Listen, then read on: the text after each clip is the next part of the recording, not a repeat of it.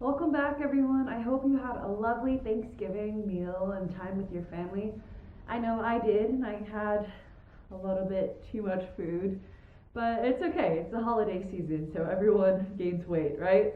Okay, so we're going to talk about 10 new vocabulary words that I would like to share with you this week. To start, number one is deduce. Deduce is a verb. It means to figure out, usually with clues, right? It's not a random guess. You look at what clues are available and you kind of come to a conclusion. So my example says the detective deduced, right? That T sound, right? Because deduced that the murderer was in the room. Right? Okay. Number two, feast, which is a noun. It means a big meal. So my example sentence says, I hope you all enjoyed your Thanksgiving feast. I know I did. Now, look at this. The two vowels are side by side next to each other, right? We only pronounce the E. Feast, right? Number three, scrutinize. Scrutinize is a verb. It means to examine very closely. So usually for doctor visits, when doctors take your x-ray, right, to look at a broken bone, or they look at blood test results, they will scrutinize the data to make sure that you're A-okay, healthy, right? In my example sentence, I say, the woman scrutinized the diamond to make sure it wasn't an imitation. Remember our vocabulary from before? Imitate means to copy, right? Imitation is a noun. It means a copy of some object. So she's scrutinizing, looking at the diamond carefully to make sure it's not a copy, right? Now let's take a look at some other examples. So I'd like to start introducing some important idioms because they're very significant when we have conversations outside, as well as phrasal verbs. So I will slowly begin to introduce to you the most common and frequently used ones that I use, as well as the ones I hear when I go outside of the classroom, okay? So two that I'd like to share with you is, one is the back of your, my, his hand, right? We have to change that pronoun. But it means to know something like very well, right? Let's say you take a test and it was a piece of cake, super easy, right? You knew the material, you knew the answers like the back of your hand. You studied a lot, right? Another example I have here is, I know my child's voice and face like the back of my hand. I can recognize it anywhere, right? Another one is, you could say just or in the nick of time. Nick of time means at the last possible moment you have to finish something or do something, okay? So for example, I submitted my paperwork in the nick of time, just at the very last second before the deadline, okay? I'm going to show you, let's see, we're on number 5. I have 5 more for you. 1 second. Accommodate. Accommodate is a verb. There's kind of like 2 meanings for it. One is to make something better or to offer or give someone else for their benefit. So for example, I always try to accommodate my guests' needs whenever they stay with me. I give them, like fresh towels, new blankets. I ask, are you hungry? Do you need anything? Make yourself at home, right? I try to accommodate, give them what they need. Another way to use this verb is to make room for. So for example, the elevator holds or accommodates maybe 25 people, right? Next is hail. Hail is a verb. Now the definition we will focus on has to do with this time of year, the season. It's cold, right? So, for it to snow, there's very specific weather conditions. The temperature has to be exactly right for it to snow. Now, sometimes what we get instead of snow, fluffy snow, is like these little golf-size ice balls, right? We had them, I believe, last week, and we may have a ton of rain tomorrow, so it may hail. So it hailed last week before it snowed. So there's ice balls that fell before the temperature dropped to let it snow, okay? Occasion. occasion is a noun. It means like a special time or event. So there's a joke that says, like when a woman gets flowers or a chocolate from her husband or boyfriend, they ask like, oh, what did you do wrong? Or what's the occasion, right? So an anniversary is a wonderful occasion to celebrate at a nice restaurant, right? An anniversary that happens once a year, a birthday that happens once a year, a job promotion, someone having a baby. These are not things that happen regularly. It's the opposite. It's irregular, meaning it's annual, maybe once a year, right? So these are special events that people would like to celebrate. Okay, 2 more. So improvise, like we did in class earlier, right? With our improvised speeches, it's to perform or make something without planning, right? So I asked you in class to come up in front of everyone and talk for 2 minutes, right? An improvised speech about your childhood. You did not have time to plan. It was on the spot, meaning at that moment, right? You had to talk continuously with no interruptions, right? So frequently, comedians often improvise on stage, depending on what the audience laughs at. So even though they prepare for material, if the audience is not laughing at their jokes, they need to improvise and come up with something more exciting for the audience to react to, right? Our next word is compassion, which is a noun, or compassionate, which is an adjective. Both mean like you're very empathetic, meaning you have a very deep concern for others that are suffering, right? You can almost feel their pain, okay? So during the holidays, people are more compassionate towards homeless individuals, right? People have soup kitchens, they have donation centers for clothes, blankets, socks, right? I wish this way of thinking was all throughout the year, but during the holidays, people tend to feel more giving and more caring and nice towards one another. So that's why they call this season the season of giving, like Christmas, December. That's when you'll see people that tend to be more compassionate towards others. Okay, so now that we talked about vocabulary, I want to kind of move towards our topic of looking at content and structure words. To give you an idea, when I'm talking now, all my words are not consistently emphasized, right? Some words are said a little strongly, and others are a little bit weaker, right? So we're going to give you kind of a quick overview of content and structure words.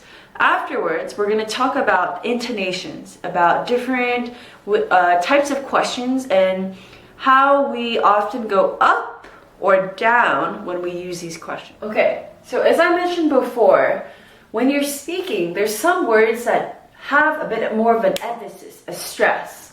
And every sentence, there's one focus word, one, which means this is the most important word you will hear in the sentence.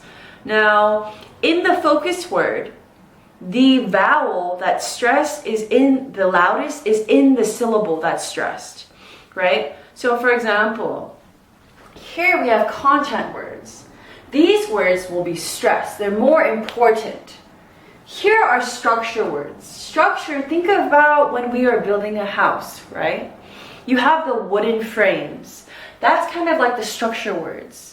They are important, but they don't carry the more significant meaning that content words have, right? So structure words like pronouns, auxiliary verbs like has or have, or be verbs. These three I put a star because often we reduce them, right? So for example, a pronoun is like, for example, he. But if I add the be verb like is, then it becomes he's or she's, right? Now remember, the S ending will have a Z because we hear that vowel sound. He's, she's, right? Usually these words are not stressed as much. We also have prepositions like in, on, at, between, right? Articles like a, and, the, and conjunctions like and, but, so, etc., right? Over here we have nouns for content words, main verbs, so not auxiliary, but the more important ones.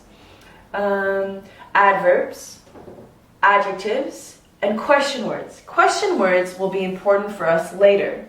So if I say, for example, you look great, where do you hear that focus word? What is the most important word you hear in that whole sentence? You look great. Look at my content words. You look great. It's my adjective, right? That's where my focus is at. Now, it's important as you're speaking to try to differentiate, meaning make it sound different in terms of what words you're stressing, because that can communicate a lot to the listener, okay? So let's take a look at some examples. Okay, I quickly just improvised like a common conversation that people have. So, be verb is a structure word, right? You is also a pronoun, so that means our emphasis is here. But where is the stress? Confused. Confused. This is where the stress is, right? So are you confused? Right?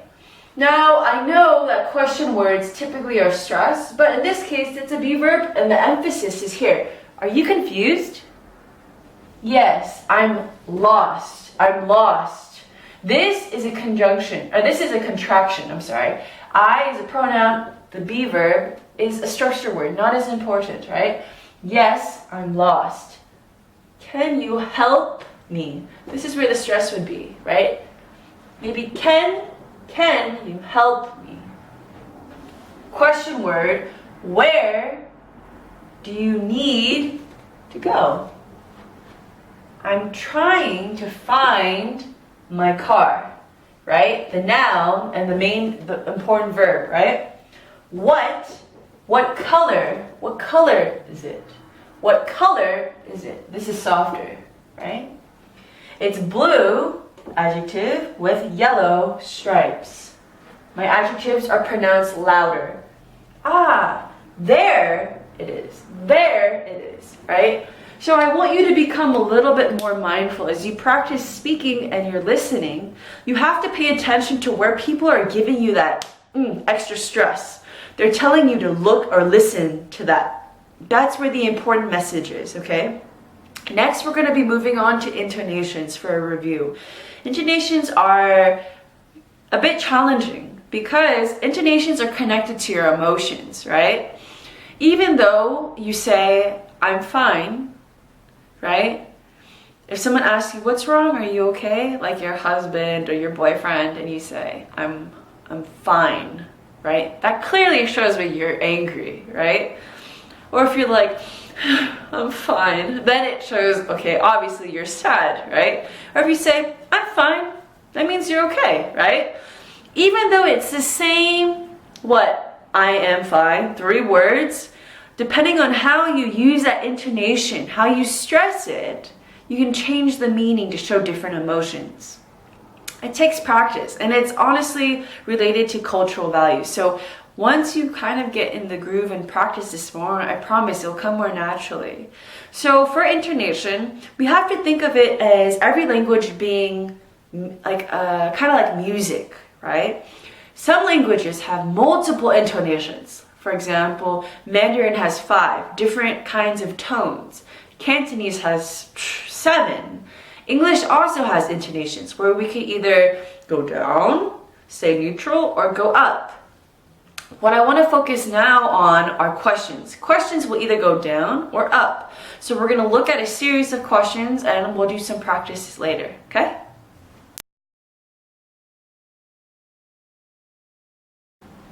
Intonations.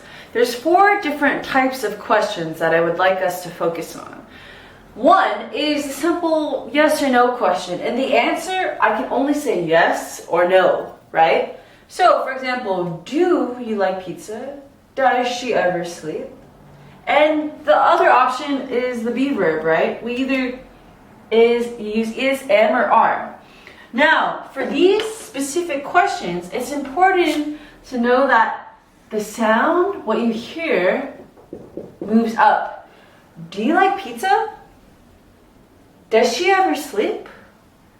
Are you tired? Right? Did you eat? Right? All of these go up. For the listener, when I hear that, I think, oh, yes or no question. Okay, now I can respond, right? Intonations show us emotion, but they're also very important because they tell the listener, okay, now the speaker has finished, and now it's my turn to either respond or comment or say something, right, in return. So, the yes or no question can change into a more information question, depending on what we add in front of it, right? Do, what, who, what, where, why, when, how, whose, etc., right? So I could say, do you like pizza? Okay, now look, more information questions actually go down. So if I ask, did you eat breakfast? Did you eat breakfast? Okay, yes or no, right? Now more information. What did you eat for breakfast? Now it's not what did you eat for breakfast, right? Because like we said before, there's content and structure words. So what did you eat for breakfast? But overall, it goes down, right? What did you eat for breakfast, right? Or why do you like pizza, right? Or when does she sleep? When does she sleep, right? When and sleep are the most important content words. When does she sleep? Okay, so yes or no, we have going up. More information, we have going down, right? Now let's take a look at choice questions. Choice questions mean you have multiple options, right? In these, what you'll hear is an up and then a down. So for example, do you want coffee, tea, or water, right? The last option always goes down. So do you want to watch a movie or eat? Or eat now, right? Or when you go shopping, do you like this red dress or this blue skirt, right? Two options, up, the next option goes down, okay? You're doing good. Okay, last part are tag questions. Tag questions, like I explained in class before, the back of your shirt, I don't know if I have mine, I think I cut it, but you have like a tag, right? Usually there's price tags. It's what you add to the end of a sentence. So usually you have a sentence and then a tag question following it. Now, if you hear only the tag question go up, that means you're not sure. If you hear it go down, that means you're 100% sure, okay? So for example, you love me. That's a statement. That's a sentence on its own, right? You love me. Now if I say, you love me, don't you? You're hesitant. You're not sure. You're not 100%, right? But if I say, you love me, don't you? Don't you? Then I'm 100% sure, right? Okay, this one I want you to pay attention to for grammar. Usually the pronoun I we have with am, right? Like I am smart. I'm smart. Only for the tag question, we say are, art. Right? Tag questions have a positive and then a negative. A positive and a negative. Or a negative and a positive. In this case, I say, I am smart. Aren't I? Aren't I? Meaning I'm 100% sure. Right? So these are some example sentences. And if you have any questions, you can come ask me. I have a fun comic to share with you in class later, so we'll review these types of questions and intonations, and we'll have some fun role-playing and practicing saying the same sentence in different ways to convey or communicate different emotions, okay? I hope you had a wonderful time watching our video, and I look forward to seeing you in class and reviewing some others. So please study the vocabulary, reach out to me if you have any questions. I will also be posting one more video that a student requested for Jenny about if clauses. So if you have any questions, just come and ask me, and I will be more than happy to give you a video. Okay, bye!